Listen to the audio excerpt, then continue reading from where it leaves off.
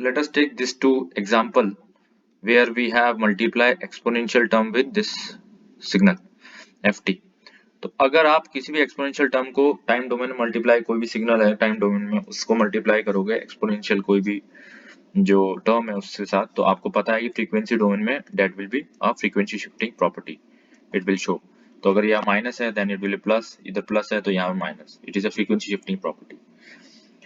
तो अगर हम e to minus a t u t अगर देखते हैं, फॉर एग्जाम्पल सबसे पहले हम देखते हैं e to minus a t u t, ये क्यों लिया है? It will be right sided signal. इसको अगर ड्रॉ करते हैं तो this is exponential decaying signal and this is a it exist from zero to infinity, तो ये कुछ ऐसा आएगा, आ गया। तो e to minus a t u t का अगर आप फोरियर ट्रांसफॉर्म निकालेंगे तो फोरियर सॉरी लाप्लास ट्रांसफॉर्म निकालेंगे then it will be s plus a, ठीक है। e to minus a t है, ft क्या है, ft क्या है, ut, तो ut का लाप्लास ट्रांसफॉर्म क्या होता है, 1/s, तो exponential term minus a multiply है यहाँ, तो it will be 1/s plus a, frequency property, frequency shifting property that you have know, ठीक है। तो अगर इसका हमने अभी तक पढ़ा है कि ये राइट साइडेड सिग्नल है, तो real part of s plus a, तो रियल पार्ट ऑफ जो सिग्मा था that will real part of s is should be greater then 0, ठीक है। तो इस केस में भी क्या होगा, real part of s plus a is greater then 0, तो इस केस में क्या, रियल पार्ट ऑफ ये s को क्या लिखते हैं, sigma plus j omega plus a, that will be real part. तो इसमें अगर रियल पार्ट देखा जाए तो क्या है, real part sigma plus a है, j ओमेगा तो इमेजिनरी पार्ट है, तो हम रियल पार्ट की बात कर रहे हैं, it will be greater then 0, then sigma is greater then minus a। So if we take the signal of this e to the at ut, तो इस केस में क्या है, it will B exponentially increasing signal, ठीक है। तो exponential increasing signal ut, तो it will be like this. तो अगर आप इसका भी लाप्लास ट्रांसफॉर्म निकालेंगे तो क्या है, e to the at ut है, तो इसका जो फ्रीक्वेंसी शिफ्टिंग में क्या आएगा, 1/s minus 1/s minus a, ठीक है। तो सेम इसकी तरह जब real part s plus a, इसमें क्या किया था हमने, s प्लस a किया था, तो real part of denominator s minus a should be greater then 0, तो रियल पार्ट s का क्या है, सिग्मा है, तो sigma is greater than a। अगर हम इसका ROC देखेंगे तो ROC हमारा क्या होगा, ROC विल बी, अगर a यहाँ पे है, सिग्मा रियल एक्सिस है, a यहाँ पे है, तो ROC will be greater than a, ठीक है।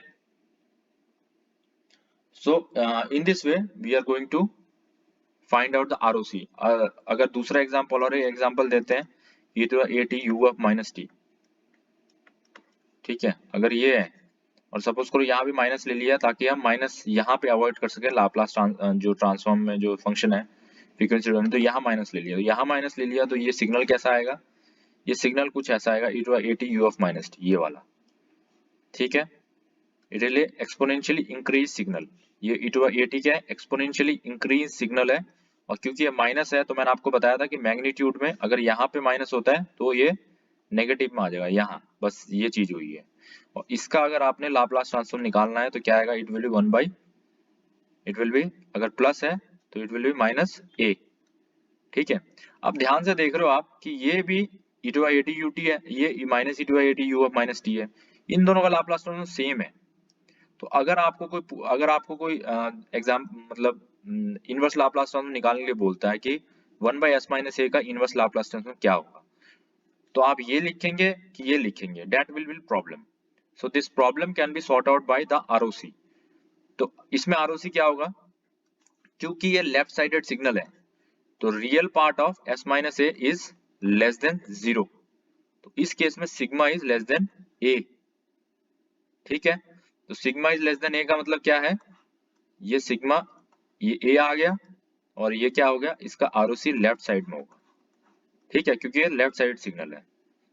तो we have discuss it in properties of property of ROC of Laplace transform की, अगर लेफ्ट साइड सिग्नल है तो ROC जो है इसकी लेफ्ट होगी, तो वो उसका रीजन ये है, ठीक है। और अगर लास्ट कंडीशन इसकी ये देखें कि सपोज करो e to minus at u of minus t है, और ये माइनस है, और इस केस में क्या होगा, ये स्टेबल होगा। देखो स्टेबल देखने का एक और तरीका है, if it exist, if the ROC has j omega axis then it is a stable system, अगर j ओमेगा एक्सिस को अगर इंक्लूड कर रहा है ROC में, then it will stable system. And also if you interchange s with j omega, it will give the Fourier transform। ठीक है, अगर j omega axis j omega term आप s की जगह पुट कर देंगे तो Fourier ट्रांसफॉर्म दिखाएगा, क्योंकि j ओमेगा एक्सिस अगर ROC में इंक्लूड हो रहा है और वो स्टेबल भी होगा। तो याद रखना, कोई भी सिस्टम में अगर ROC, किसी भी सिस्टम की ROC अगर j ओमेगा एक्सिस इंक्लूड उसमें ROC में इंक्लूड हो रही है, इसका मतलब एक तो Fourier ट्रांसफॉर्म डायरेक्टली कन्वर्ट हो सकता है और दूसरा वो स्टेबल है। ठीक है, right sided left side signal का पता आपको ये लगेगा कि पोल के लेफ्ट साइड अगर है तो वो लेफ्ट साइड सिग्नल है, पोल के राइट साइड है then it will right side signal. ये जो सिग्नल है e⁻ at uf−t, तो इसको कैसे लिखेंगे आप, ये कुछ ऐसा होगा। ठीक है, ये एक्सपोनेंशियल डिकेइंग है, तो ये ऊपर में था लेकिन ये माइनस है तो ये हमने नेगेटिव में ले लिया। इसका अगर आपने फोरियर ट्रांसफॉर्म देखना है तो इट विल बी 1/s+a। ठीक है, तो same way real part of s+a, तो ये क्या है लेस देन 0, क्यों, क्योंकि ROC इसकी ये लेफ्ट साइड सिग्नल है, so it will be less than 0, so it will sigma is less than -a। तो in this case we have sigma -a ये है, तो sigma is less than -a, तो ये। तो आप अगर ध्यान से देखें, ये जो सिग्नल है इसका सिग्नल j ओमेगा एक्सिस, इसका जो ROC है वो j ओमेगा एक्सिस कंटेन कर रहा है, इसका नहीं कर रहा है, ये j ओमेगा एक्सिस यहाँ है, ये तो लेफ्ट साइड में हो गया। तो जो सिग्नल j ओमेगा एक्सिस को कंटेन, इसका ROC j ओमेगा एक्सिस को कंटेन कर रहा है, उसका वो स्टेबल, उसका जो सिस्टम जो है वो स्टेबल है। अब ये यहाँ से भी देख सकते हो, देखो ये क्या है, ये टेंस टू इन्फिनिटी में, t टेंस टू इन्फिनिटी में इसकी जो ये जो सिग्नल है ये 0 आ रहा है, इसका मतलब फाइनाइट है। इसका जो अगर आप टोटल करोगे, जो आप इंपल्स रिस्पांस, जो आप विवो स्टेबिलिटी निकालते हैं, then it will stable. But इस केस में देखो, इस केस में इनफाइनाइट है, ये infinite, t tends to infinite में इनफाइनाइट हो रहा है, तो ये इन्फिनिटी है, जो इसकी विवो स्टेबिलिटी इनस्टेबल है, अनस्टेबल है सिग्नल, विवो स्टेबिलिटी और कंडीशन देखा जाए तो इस तरीके से देख सकते हैं कि अगर वो जियोमेट्रिक एक्सिस अगर एग्जिस्ट नहीं मतलब ROC में अगर ये कंटेन नहीं कर रहा है, इसका मतलब ये दिस विल बी अनस्टेबल। ठीक है, और अगर ऊपर वाले केस में देखा जाए तो यहाँ पे भी देखो, यहाँ पे भी क्या है, ये आगे जा रहा है, ये इन्फिनिटी में जा रहा है, t टेंस टू इन्फिनिटी, और इसका जो हमने ROC निकाला था, क्या निकाला था, sigma is greater than a, तो ये a है, ये pole, sigma is greater than a। यहाँ पे भी j ओमेगा एक्सिस को इसकी ROC कंटेन नहीं कर रही, तो अगर कंटेन करती तो स्टेबल होता, अगर नहीं कर रही तो इसका मतलब ये क्या है, अनस्टेबल है। ठीक है, आप इस ROC भी से भी देख सकते हैं और इधर से भी देख सकते हैं, ये विवो स्टेबिलिटी फॉलो नहीं कर रही है। लेकिन इस केस में भी क्या है, t टेंस टू इन्फिनिटी में 0 हो रहा है, तो ये विवो स्टेबिलिटी वो कर रही है, सेटिस्फाई कर रहा है इसका। तो उस केस में इसका ROC क्या था, sigma is greater than -a, तो यहाँ पे भी देखो j ओमेगा एक्सिस को ये कंटेन कर रही है। ठीक है, तो in this way we can see the various properties of this, whether it is stable or causal, or whether it can be interchangeable to for Laplace transform can be interchangeable to Fourier transform। तो ये आप इस तरीके से देख सकते हैं through the ROC, and defining of ROC is very important when you talk about this Laplace transform, क्योंकि मैंने आपको बताया कि ये सिग्नल अगर आपको 1/s-a और 1/s-a दिया हुआ है, तो आप कैसे पता करेंगे ये वाला सिग्नल है इसका, कि टाइम डोमेन में ये वाला सिग्नल है, वो पता लगेगा ROC से, क्योंकि ROC इसका क्या है, sigma is greater than a, मतलब ये क्या है, ये राइट साइडेड सिग्नल है, तो UT आ गया। और ये जो है, ये क्या है, ये आपका sigma is less than a, इसका ROC है, तो मतलब लेफ्ट साइड सिग्नल। तो आपको ROC से ये पता लगेगा कि सिग्नल कौन सा है, even though there Laplace transform will be same, but only with the help of this ROC you can find out whether the signal is this or this। so इसको आपको याद रखने की जरूरी है, और हमेशा लाप्लास ट्रांसफॉर्म जब भी होगा then you have to define the ROC of it। without ROC you can't give the full picture of Laplace transform।